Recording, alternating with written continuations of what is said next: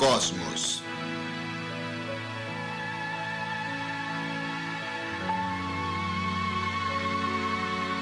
De Carl Sagan.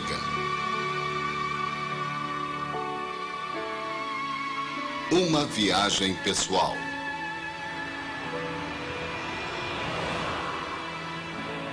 Distribuição Sinapse. Os Segredos de Marte.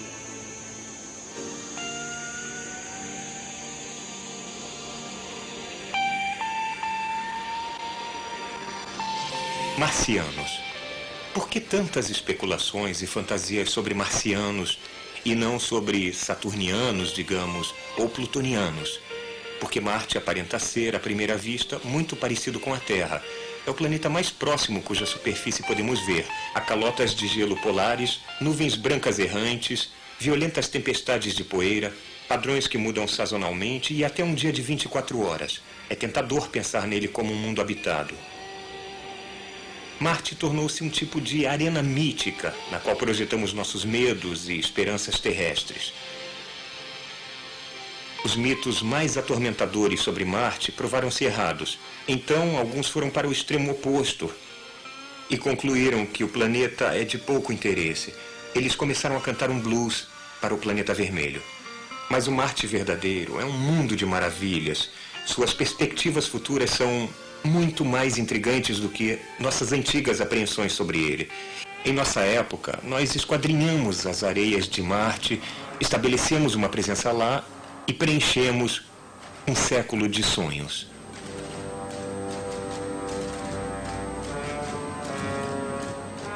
O sonho mais surpreendente sobre Marte foi o de H.G. Wells, que em 1897 escreveu A Guerra dos Mundos. Ninguém iria acreditar, nos últimos dias do século XIX, que este mundo estava sendo observado intensamente e bem de perto por inteligências maiores do que a do homem e ainda mais mortais do que a sua.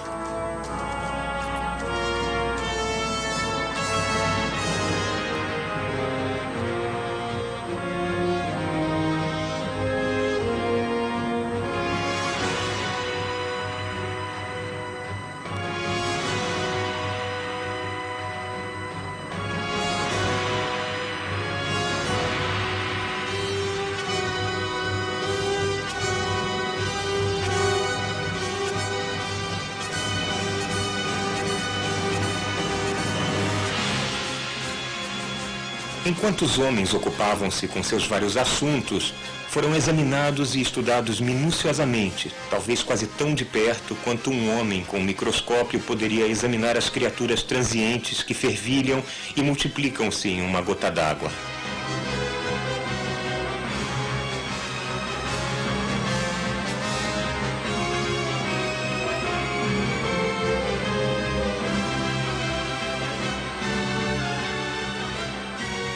Com infinita complacência, os homens iam de um lado para o outro deste globo, cuidando de seus pequenos assuntos, serenos em suas convicções de seu império sobre a matéria. É possível que as criaturas unicelulares sob o microscópio façam o mesmo.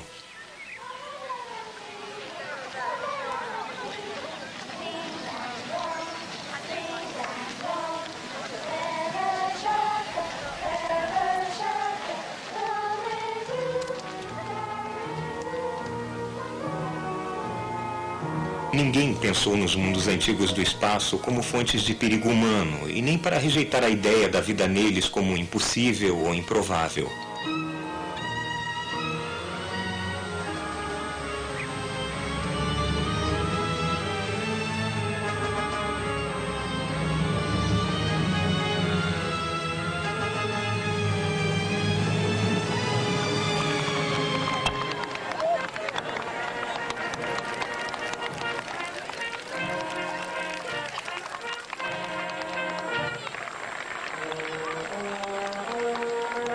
É curioso lembrar alguns dos hábitos mentais daqueles dias idos. No máximo, os homens da Terra imaginavam haver outros homens em Marte, talvez inferiores a eles e prontos para dar as boas-vindas a um empreendimento missionário. Porém, através do Golfo do Espaço, intelectos vastos, serenos e antipáticos olhavam esta terra com olhos invejosos e lenta e seguramente faziam planos contra nós.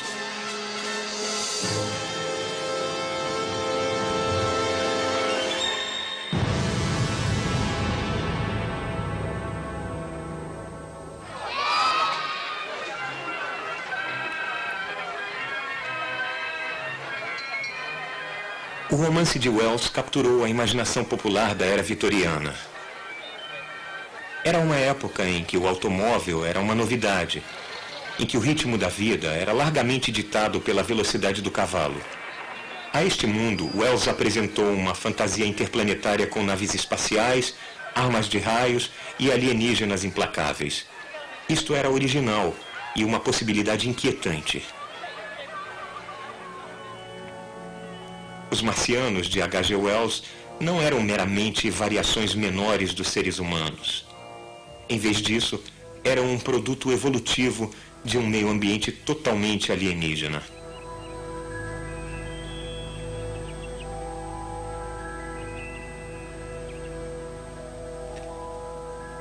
Quarenta anos depois, esta fantasia ainda era capaz de assustar milhões nos Estados Unidos agitados pela guerra, quando foi dramatizada no rádio pelo jovem Orson Welles.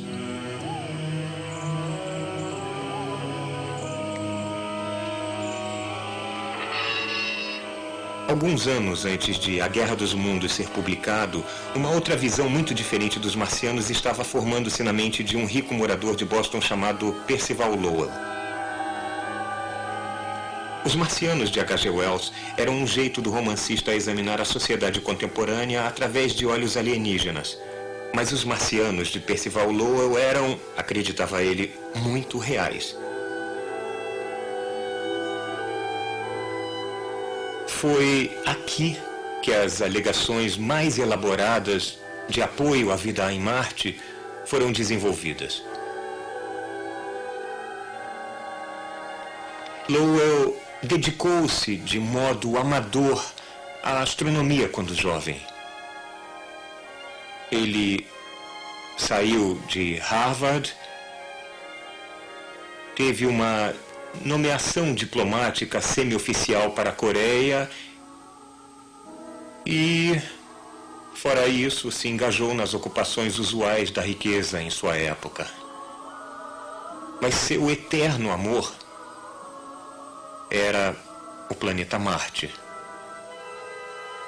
Lowell ficou eletrizado pelo anúncio em 1877 por um astrônomo italiano, Giovanni Schiaparelli, de canali em Marte.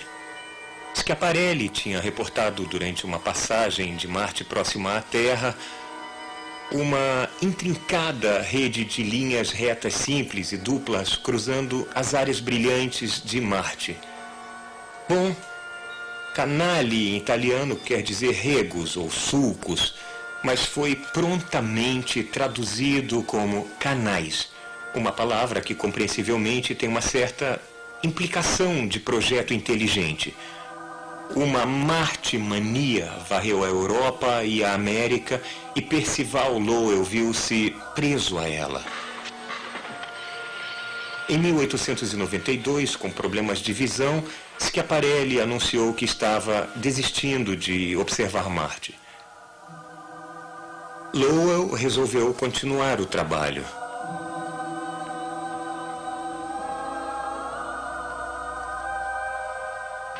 Ele queria um local de observação de primeira ordem, não atrapalhado por nuvens ou luzes de cidades e marcado por boa visão. Visão é o jargão dos astrônomos para uma atmosfera estável, através da qual o tremeluzir de uma imagem no telescópio é minimizada.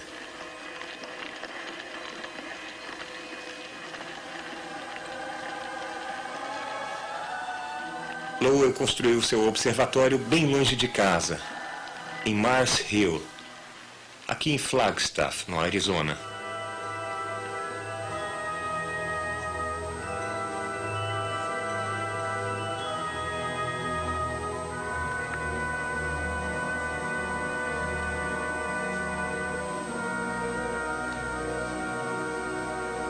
Lowell desenhou os aspectos da superfície de Marte e, particularmente, os canais que o impressionavam tanto.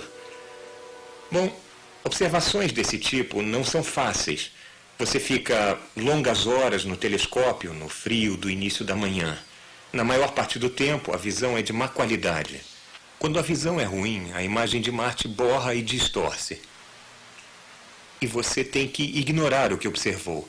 Mas, ocasionalmente, a imagem firma e os aspectos do planeta brilham maravilhosamente para você. Você deve, então, lembrar do que viu e passar com precisão para o papel. Você tem que deixar os preconceitos de lado e, com a mente aberta, anotar as maravilhas que Marte guarda para nós. Este é o caderno de anotações de Percival Lowell. Aqui está o que ele pensou ter visto. Áreas brilhantes e sombrias, um sinal de calota polar e canais. Muitos e muitos canais.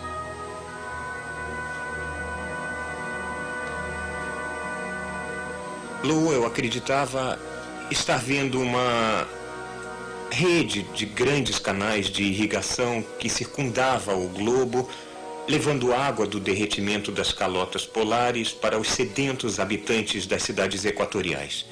Ele acreditava veementemente que o planeta era habitado por uma raça mais velha e mais sábia, talvez muito diferente de nós. Ele acreditava que as mudanças sazonais nas áreas sombrias eram devidas ao crescimento e à deterioração da vegetação. Ele acreditava que Marte era fundamentalmente como a Terra. De modo geral, ele acreditava demais.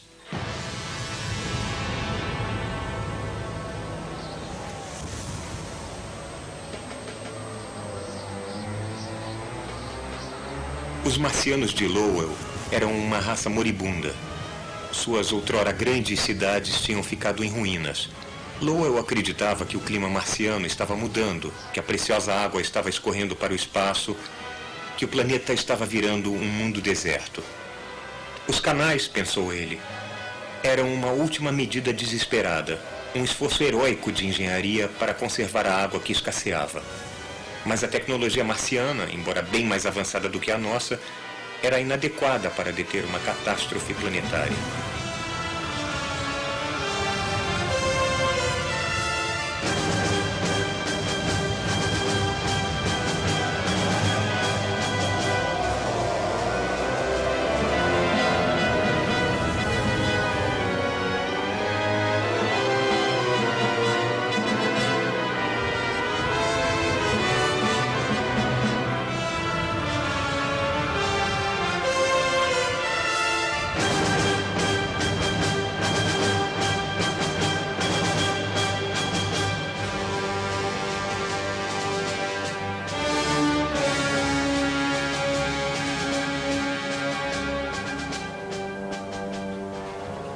O desafio contemporâneo mais sério às ideias de Lowell veio de uma fonte improvável.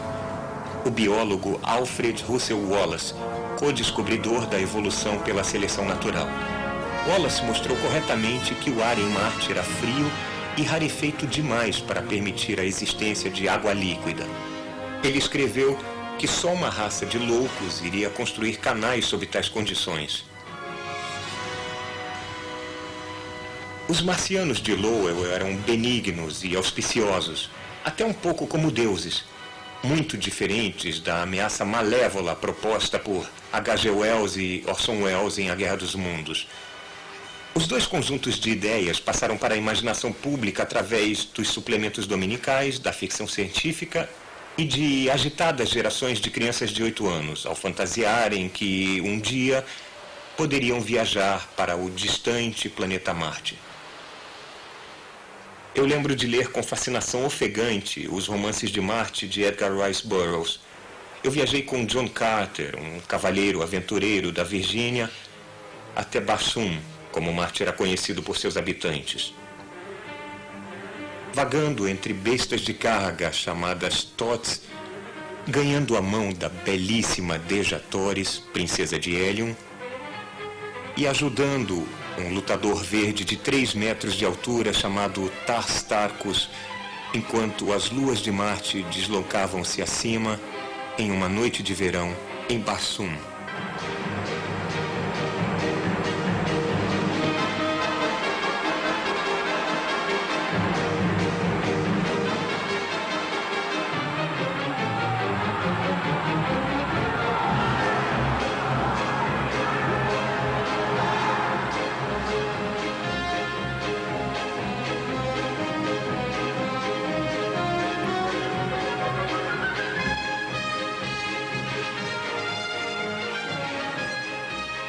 Isso fez gerações de crianças de 8 anos, eu entre elas, a considerar a exploração dos planetas como uma possibilidade real, imaginando se nós mesmos um dia poderíamos viajar ao misterioso e distante planeta Marte.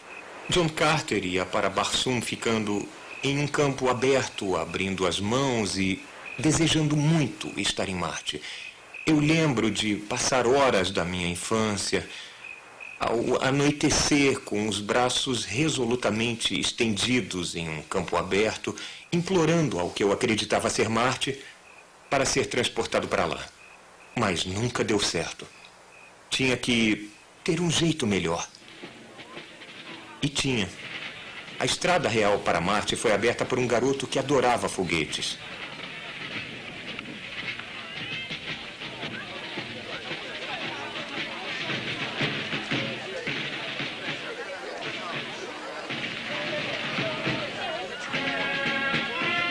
As comemorações de 4 de julho na Nova Inglaterra são iguais hoje ao que eram nos anos 1890.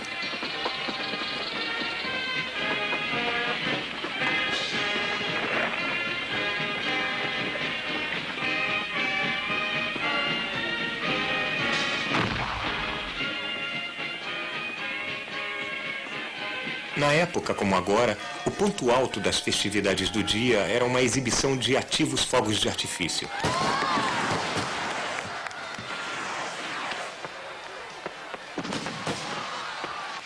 Essa era a parte de que Robert Goddard mais gostava. Na época, aos 16 anos, estava lançando seus próprios foguetes. Ele escreveu em seu diário: 4 de julho de 1898. Pra você. Obrigado. Soltei canhões e bombinhas o dia todo. Robert.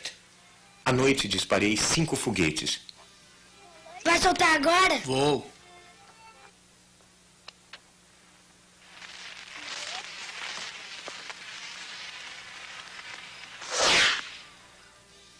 Uau! Naquele mesmo ano, A Guerra dos Mundos estava sendo publicado em série no jornal Boston Post. Goddard lia avidamente cada palavra.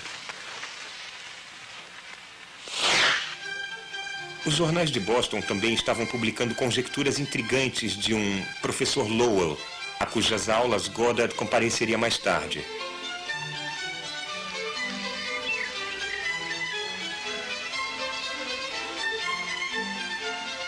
As imagens de Marte descritas por Wells e Lowell seduziram o jovem Goddard. E aos 17 anos, em 19 de outubro de 1899, elas cristalizaram-se em uma visão decisiva que deu direção e propósito à sua vida.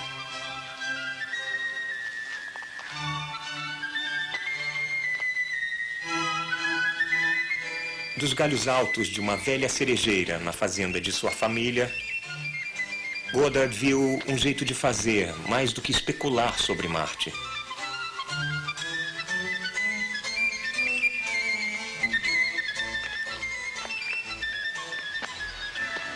Antes que alguém tivesse voado em um avião ou escutado um rádio, Goddard resolveu inventar uma máquina que viajaria até o planeta Marte.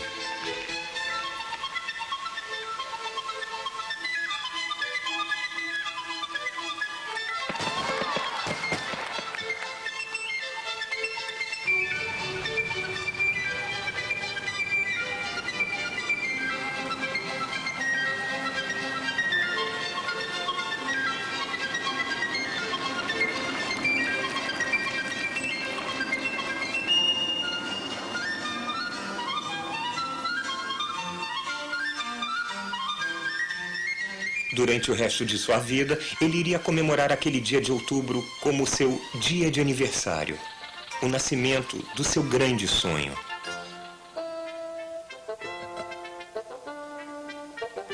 Por volta de 1920, após anos de estudos de física e engenharia, ele estava fazendo experiências com foguetes de combustível líquido.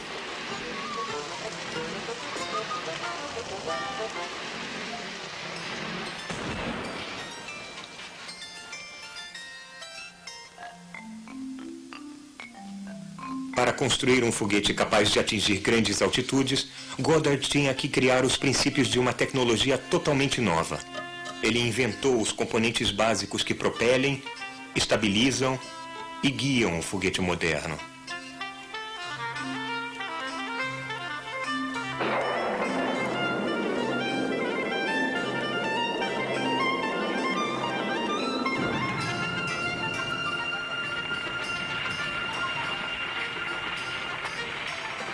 Era um trabalho esmerado e difícil, mas Goddard aceitou com calma os muitos reveses. Ele esquadrinhava os destroços de cada experiência em busca de pistas para guiar a próxima.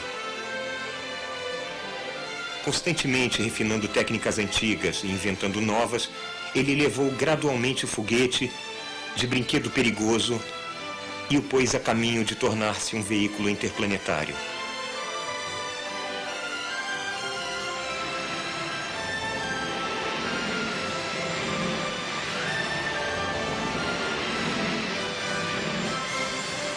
Goddard morreu em 1945, antes que qualquer foguete tivesse deixado o planeta Terra.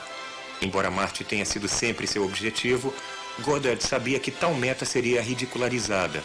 Em público, ele advogava o objetivo bem mais modesto de voar até a Lua.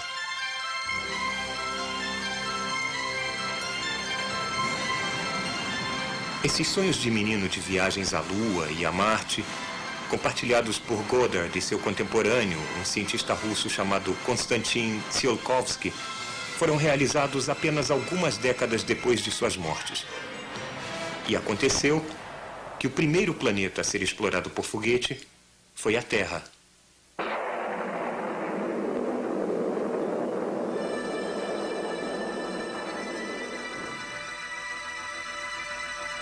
Agora, se imagine como um visitante de um outro planeta bem alienígena. Você aborda a Terra sem preconceitos. O planeta é habitado? Em que ponto você pode decidir? Quando olhamos para o planeta Terra, não há sinais de vida. Temos que examiná-lo com mais atenção.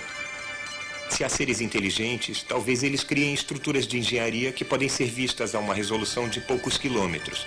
Mesmo assim, nesse nível de detalhe, até o vale de um grande rio parece totalmente sem vida. Não há sinal de vida, inteligente ou não, em Washington, capital, nem em Moscou, nem em Tóquio ou em Pequim. Se há seres inteligentes na Terra, eles não modificaram muito a paisagem em padrões geométricos regulares a uma resolução de 1 quilômetro. Mas quando aumentamos 10 vezes a resolução, quando começamos a ver detalhes tão pequenos quanto 100 metros de ponta a ponta, o tamanho de um campo de futebol, a situação muda. Muitos lugares da Terra parecem cristalizar-se, revelando um padrão intrincado de linhas retas, quadrados, retângulos e círculos.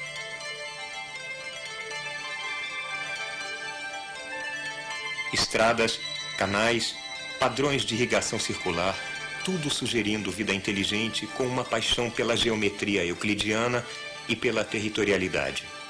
Nesta escala, a vida inteligente pode ser discernida em Boston, Washington e Nova York. À resolução de 10 metros, também descobrimos que os terrestres gostam de construir para cima. Ao crepúsculo ou à noite, outras coisas são visíveis. Fogos de poços de petróleo no Golfo Pérsico ou as luzes brilhantes de grandes cidades. À resolução de 1 metro, nós divisamos organismos individuais, focas em banquisas de gelo ou pessoas em esquis. A vida inteligente na Terra revela-se primeiro pela regularidade geométrica de suas construções. Se a rede de canais de Lowell realmente existisse, a conclusão de que seres inteligentes habitavam aquele planeta também poderia ser forçosa. Mas não há rede de canais. A nossa espaçonave não tripulada examinou Marte com 1000 vezes mais detalhes do que qualquer olhar transitório através do telescópio de Percival Lowell. Não há dúvida de que os canais marcianos tinham origem inteligente. A única dúvida era de que lado do telescópio a inteligência estava. Onde temos emoções fortes, somos propensos a nos enganar. Mesmo assim, mesmo sem os canais, a exploração de Marte evoca o tipo de êxtase que Colombo e Marco Polo devem ter sentido. Nós vemos muitas crateras de impacto, mas não achamos canais, nenhum único. Há linhas falhadas na superfície e padrões complexos de escarpas e vales, mas são pequenos demais e estão nos lugares errados para serem os canais de Lowell. E eles não parecem ter sido construídos. Há muitos sinais de água. Vales de rios antigos serpenteiam entre as crateras. O Vale Nergal, que recebeu o nome do deus da guerra babilônio, tem 1000 quilômetros de comprimento e 1 bilhão de anos. Parece que houve uma época em que Marte era muito mais quente e úmido do que é hoje. Eu fico pensando se já surgiu vida nas águas turvas dessa grande bacia hidrográfica. As águas fluíam na mesma época em que os grandes vulcões do Planalto Tarsis se formaram, antes dos atuais continentes da Terra se formarem. Deve ter sido uma época animada em Marte. Igualmente antigo é o Vale Mariner, um abismo estranho, vasto e enevoado. Se estivesse na Terra, ele se estenderia de Nova York até Los Angeles. Deslizamentos de terra e avalanches erodem lentamente suas paredes que caem no chão do vale. Lá, os ventos removem as partículas e criam imensos campos de dunas de areia. Sinais de ventos fortes estão por todo o planeta Marte. Frequentemente, as crateras têm, formando trilhas atrás delas, longas fileiras de material brilhante ou escuro soprado pelos ventos, venezianas naturais do clima na superfície marciana. Para a areia ser soprada na rarefeita atmosfera marciana, os ventos têm que ser muito fortes, às vezes aproximando-se de metade da velocidade do som. Mas alguns dos padrões são tão estranhos e intrincados que não podemos ter certeza se são causados por areia soprada pelo vento. Há outras marcas estranhas. Solo sulcado, quase lembrando um campo arado gigante com 1 bilhão de anos. E um dos aspectos mais estranhos de Marte, as pirâmides de Elysium, 10 vezes mais altas do que as pirâmides do Egito. Talvez sejam apenas montanhas esculpidas pelos ventos ferozes, mas talvez sejam outras coisas.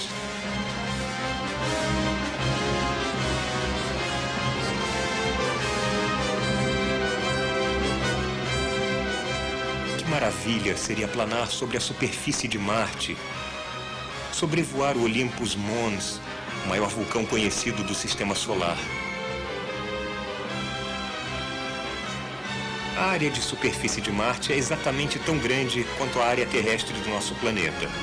Vai levar um bom tempo até este planeta ser totalmente explorado. O único canal de Percival Lowell que corresponde a alguma coisa real é o Vale Mariner. Com 5.000 quilômetros de comprimento, é um pouco difícil não vê-lo, mesmo da Terra.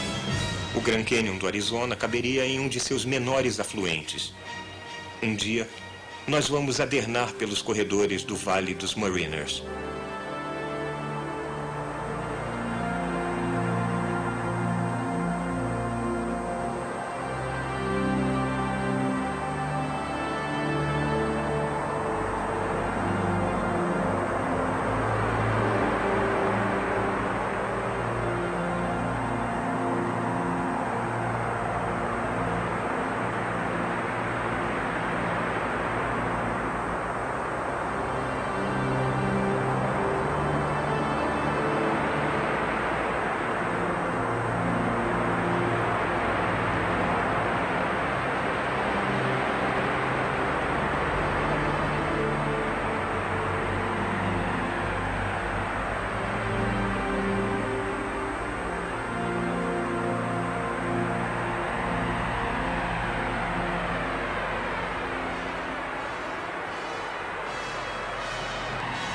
Deslizar pelas dunas de areia de Marte é ainda apenas um sonho.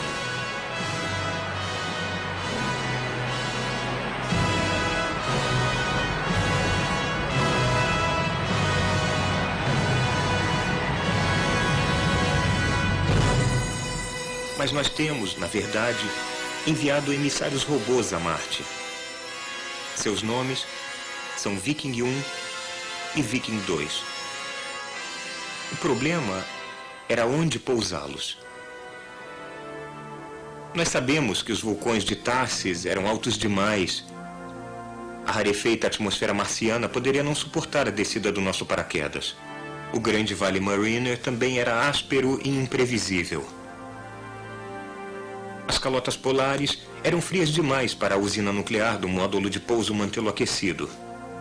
Havia lugares fascinantes que eram altos demais, ou com ventos demais, ou duros demais, ou macios demais, ou ásperos demais, ou frios demais. Nós nos preocupamos com a segurança de cada local de pouso. Talvez tenhamos sido cautelosos demais. Finalmente selecionamos 2 lugares. Um, otimistamente chamado Utopia, para a Viking 2. E outro, distante 8.000 quilômetros, não longe da confluência de 4 grandes canais, um local de pouso para a Viking 1, chamado Crise, palavra grega que quer dizer terra do ouro.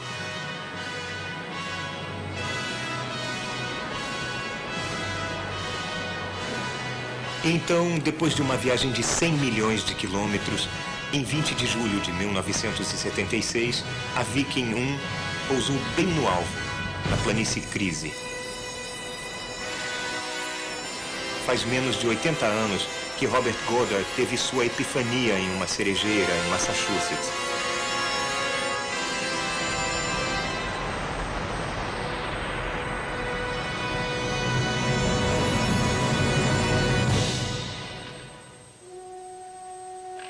Após hibernar por um ano durante sua passagem interplanetária, a Viking acordou em um outro mundo.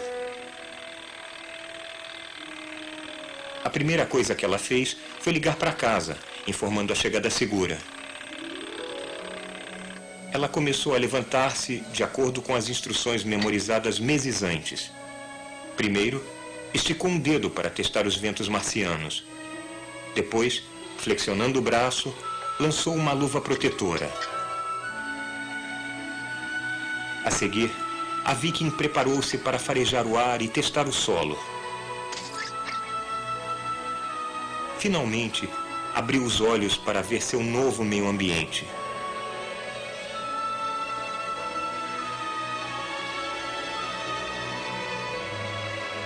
A primeira tarefa de imagem da Viking foi fotografar seu próprio pé. Caso a Viking fosse afundar em areia movediça marciana, nós queríamos saber disso antes dela desaparecer. Na Terra, esperamos sem fôlego pelas primeiras imagens. A Viking pintou a sua foto em pinceladas verticais, linha a linha, até que com enorme alívio, nós vimos a sapata assentada com segurança no solo marciano. Esta foi a primeira imagem recebida da superfície de Marte.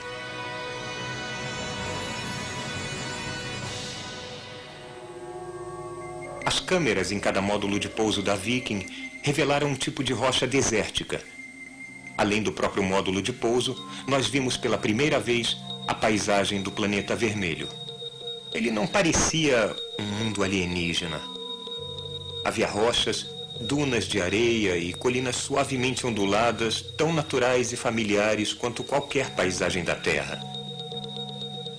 Para sempre, depois disso, Marte seria um lugar.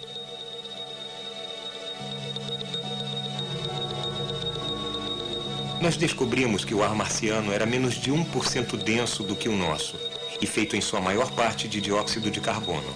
Havia quantidades menores de nitrogênio, argônio, vapor d'água e oxigênio. E quase não havia ozônio, então a superfície não era protegida da luz ultravioleta do Sol, como é na Terra. Nos dias mais quentes, ela era distintamente fria e toda noite as temperaturas despencavam para 100 graus abaixo de zero. No inverno, a superfície era polvilhada com uma fina camada de geada. Os locais de pouso foram escolhidos porque eram seguros e planos. Mesmo assim, a Viking revolucionou nosso conhecimento deste mundo cor de ferrugem. Eu, é claro, ficaria surpreso por ver um garimpeiro grisalho surgir de trás de uma duna conduzindo sua mula, mas essa ideia pareceu estranhamente apropriada. Mas pelo menos, enquanto estávamos olhando, não passou garimpeiro algum.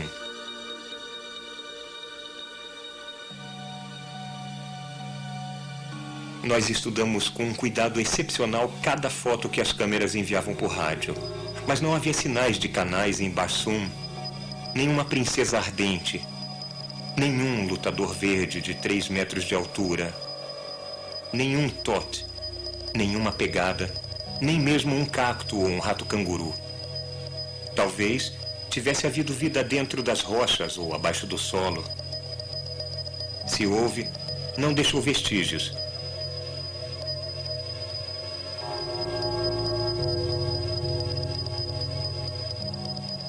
Na maior parte de sua história, a Terra teve micróbios, mas nenhum ser vivo grande o bastante para ser visto. Talvez o mesmo seja verdade em Marte.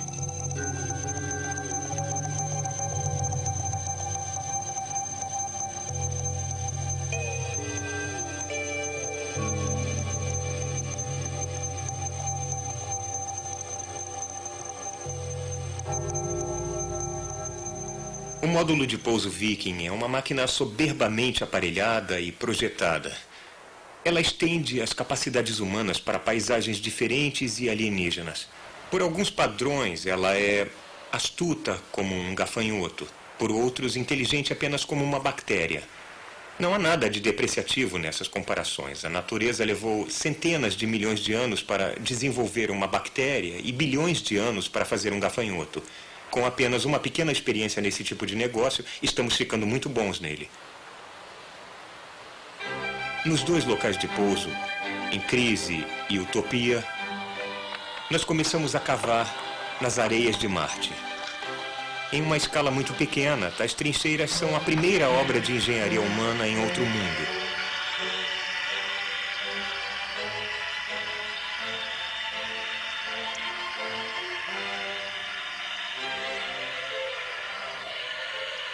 O braço robô retira amostras do solo e as deposita em várias peneiras. Então, o solo é levado para 5 experiências, 2 com a química do solo e 3 para procurar vida microbiana. As experiências biológicas da Viking representam um esforço pioneiro na busca por vida em outro mundo. Os resultados são atormentadores, irritantes, provocativos e estimulantes e profundamente ambíguos. Por critérios estabelecidos antes do lançamento, 2 das 3 experiências microbiológicas da Viking parecem ter dado resultados positivos. Primeiro, quando as amostras do solo marciano foram misturadas a uma sopa orgânica da Terra, alguma coisa no solo parece ter decomposto a comida, quase como se houvesse pequenos micróbios marcianos que metabolizaram e adoraram a sopa da Terra. Segundo, quando os gases da Terra foram misturados com solo marciano, alguma coisa parece ter combinado quimicamente os gases com o solo, quase como se houvesse pequenos micróbios marcianos capazes de sintetizar matéria orgânica de gases atmosféricos. Mas a situação é complexa. Marte não é a Terra. Como o legado de Percival Lowell nos lembra, somos propensos a nos enganar. Talvez a luz ultravioleta do Sol atinja a superfície marciana e produza substâncias químicas que podem oxidar comidas. Talvez haja algum catalisador no solo marciano que consiga combinar gases atmosféricos com o solo e fazer moléculas orgânicas. As areias vermelhas de Marte foram escavadas 7 vezes nos 2 locais de pouso diferentes, tão distantes um do outro quanto Boston de Bagdá. Seja lá o que estivesse produzindo esses resultados, provavelmente estava em Marte todo, mas era vida ou apenas a química do solo? Estudos recentes sugerem que um tipo de argila que sabe se existir em Marte pode servir como catalisadora para acelerar, na ausência de vida, reações químicas que lembram as suas atividades.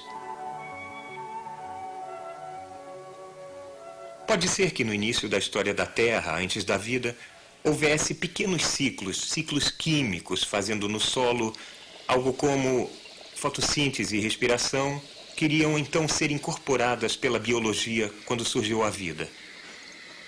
Pode haver vida em um outro lugar que não os 2 pequenos locais que examinamos, ou talvez haja vida de um outro tipo em Marte todo.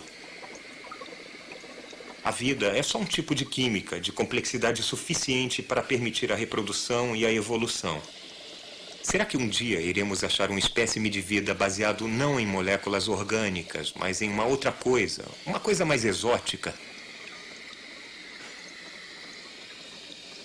As experiências microbiológicas da Viking descobriram que o solo marciano não é cheio de restos orgânicos de criaturas outrora vivas. Talvez a química reagente da superfície tenha destruído moléculas orgânicas, moléculas baseadas em carbono. Ou talvez não haja vida em Marte e a Viking tenha apenas descoberto um estranho solo químico. Ou talvez haja vida sim, mas ela não é baseada na química orgânica como é a vida na Terra. Pessoalmente, eu acho que não é uma possibilidade muito provável. Eu sou um defensor ferrenho do carbono e admito isso livremente. O carbono é tremendamente abundante no cosmos, visto que faz moléculas orgânicas maravilhosamente complexas que são incrivelmente boas para a vida. Eu também sou um defensor ferrenho da água. Ela é um solvente ideal para as moléculas orgânicas e permanece líquida em uma extensão muito grande de temperaturas. Mas, às vezes, eu penso, a minha afeição por estes materiais tem algo a ver com o fato de eu ser feito principalmente deles. Nós somos baseados em carbono e água porque estes materiais eram abundantes na Terra na época da origem da vida? Pode a vida em outro lugar ser baseada em materiais diferentes? Eu sou uma coleção de moléculas orgânicas chamadas Carl Sagan. Você é uma coleção de moléculas quase idênticas com uma etiqueta coletiva diferente. Mas isso é tudo? Não há nada aqui dentro, além de moléculas? Tem gente que acha essa ideia um tanto humilhante para a dignidade humana. Mas eu acho enobrecedor e divertido descobrir que vivemos em um universo que permite a evolução de máquinas moleculares tão intrincadas e sutis como nós. A essência da vida não são apenas os átomos e pequenas moléculas que há em nós. Também são o modo, o ordenamento, o jeito como essas moléculas são reunidas. Às vezes, nós lemos que os produtos químicos que formam um corpo humano valem no mercado aberto apenas 97 centavos ou $10 ou algo assim. E é muito deprimente saber que nossos corpos são avaliados por tão pouco. Mas essas estimativas são, para os humanos, reduzidas aos nossos componentes mais simples possíveis. Que coisa toda é esta à minha frente? São exatamente os átomos que formam os corpos humanos e também nas proporções certas. Nós somos feitos na maior parte de água, e isso não custa quase nada. O carbono é contado como carvão, o cálcio de nossos ossos é giz, o nitrogênio em nossas proteínas é ar líquido, o ferro em nosso sangue são pregos enferrujados, um pouco de fósforo e alguns traços de elementos. Se não soubéssemos mais coisas, poderíamos ficar tentados a pegar todos esses átomos e misturá-los em um recipiente assim.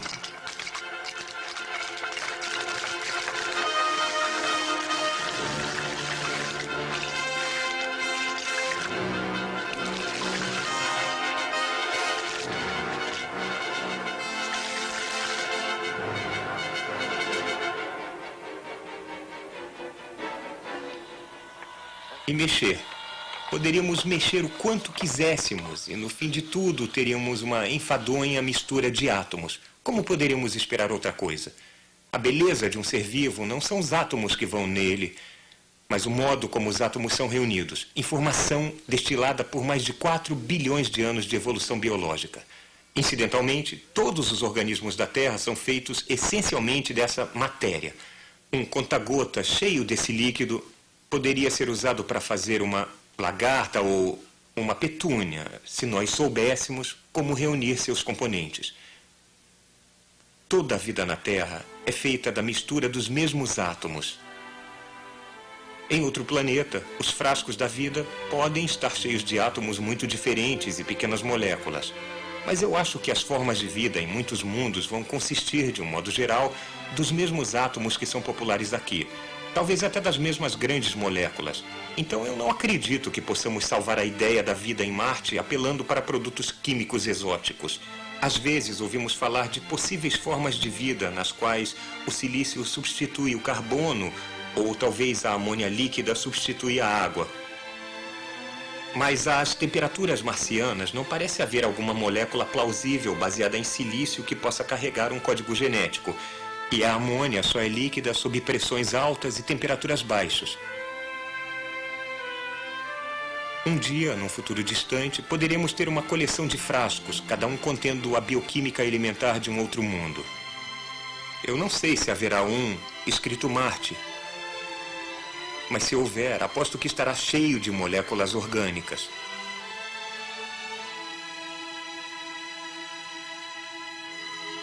Mas há outro meio de buscar vida em Marte, de procurar as descobertas e as delícias que um meio ambiente heterogêneo nos promete. Uma das coisas que um gafanhoto pode fazer, mas a Viking não pode, é se deslocar. Nós pousamos nos locais mais tediosos de Marte. Por todas as sólidas descobertas científicas e sinais atormentadores que a Viking forneceu, sabemos que há um número enorme de locais muito mais interessantes no planeta. Nós precisamos de um veículo ambulante com experiências avançadas em biologia e química orgânica, capaz de pousar nos locais seguros, porém tediosos, e se deslocar para os locais interessantes.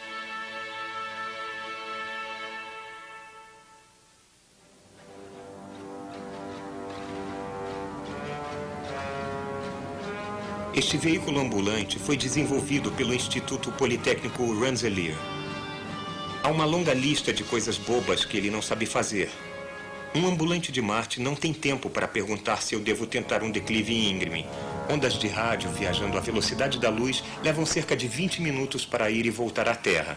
Quando receber a resposta, ele pode ter virado uma pilha de sucata ou metal retorcido no fundo de um cânion. Um ambulante tem que pensar sozinho.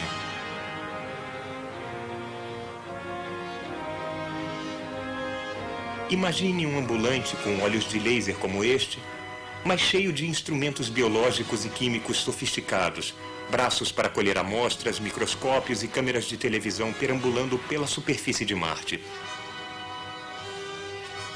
Ele poderia seguir todo dia para o seu próprio horizonte.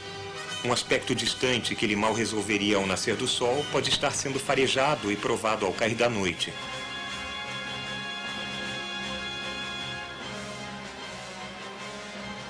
Bilhões de pessoas veriam a aventura desenrolar-se em seus aparelhos de televisão, enquanto o ambulante explora o leito de antigos rios ou aproxima-se cuidadosamente das enigmáticas pirâmides de Elysium. Uma nova era de descobertas iniciar-se-ia. A maior parte da espécie humana testemunharia a exploração de um outro mundo.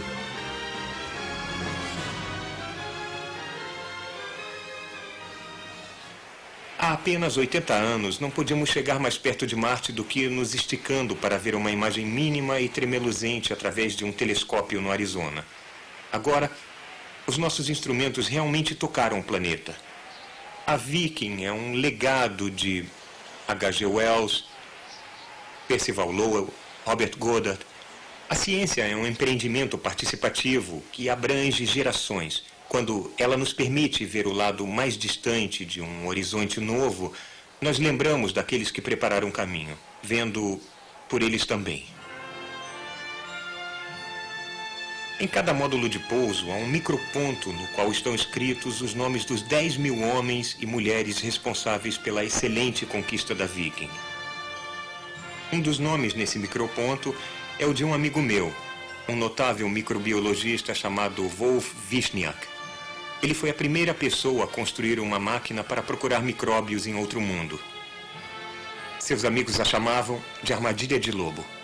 Ela continha um líquido nutriente ao qual seria adicionado o solo marciano e qualquer micróbio que goste de comida iria crescer nesse meio nutriente e turvá-lo. A armadilha de lobo foi selecionada para ir com a Viking para Marte, mas a NASA é especialmente vulnerável a cortes de orçamento e a armadilha de lobo foi retirada como medida de economia. Foi um golpe terrível para Vishniac. Ele trabalhou 12 anos nela. Outros poderiam ter largado o projeto, mas Vishniac era um homem cortês e dedicado. Em vez disso, ele resolveu estudar o meio ambiente mais parecido com Marte neste planeta, os vales secos da Antártica, em que há muito pensava-se não haver vida. Mas Vishniac acreditava que se conseguisse achar micróbios crescendo naquelas terras áridas polares, as chances de vida em Marte aumentariam.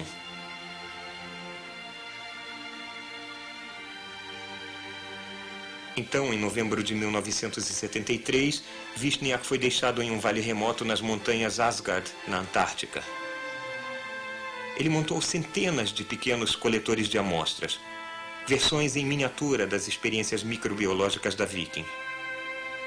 Em 10 de dezembro, ele deixou o acampamento para pegar algumas amostras e jamais voltou. Ele tinha ido para uma área inexplorada. Parece ter escorregado no gelo e caiu de mais de 100 metros. Talvez algo tenha chamado sua atenção. Um provável habitat de micróbios ou um pedaço de verde onde não deveria haver.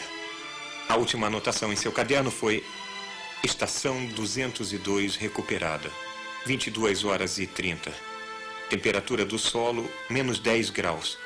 Temperatura do ar, menos 16 graus. Seria uma temperatura típica de verão em Marte. Algumas de suas amostras do solo foram mais tarde recuperadas e os colegas de Vishniac descobriram que realmente há vida nos vales secos da Antártica, que a vida é ainda mais tenaz do que imaginávamos. Esse fato pode vir a ser muito importante para a futura história de Marte.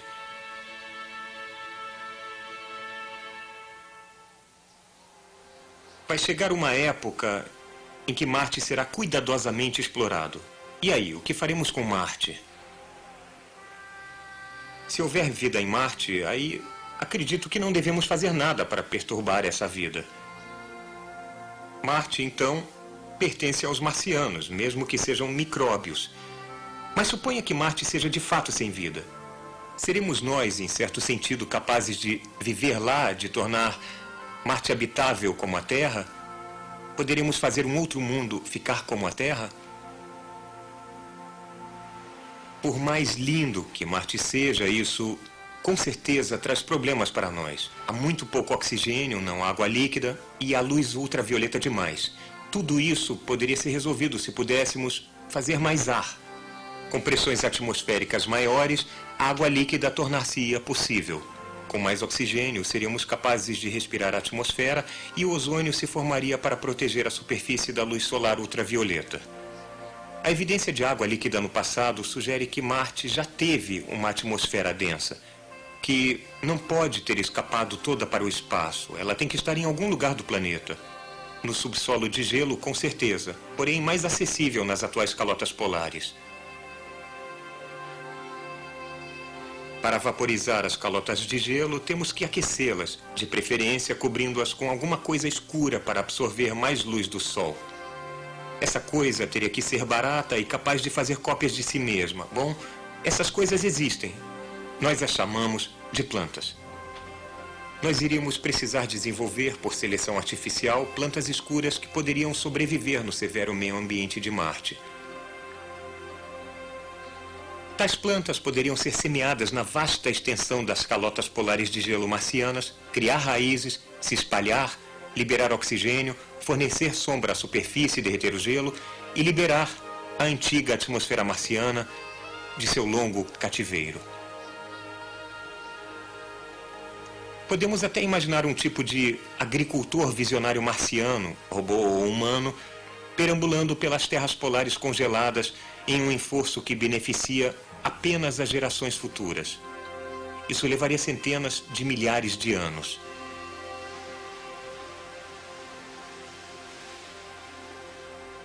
Podemos então querer levar a água liberada do degelo das calotas polares para as regiões equatoriais mais quentes. E há um jeito de fazer isso. Construiríamos canais. Mas foi exatamente isso o que Percival Lowell acreditou estar acontecendo em Marte em sua época. A ideia de uma rede de canais construída por marcianos. Pode ter sido um tipo de premonição. Porque se um dia fizermos o planeta ficar como a Terra, isso será feito por seres humanos, cuja residência permanente e domicílio planetário será Marte. Os marcianos seremos nós.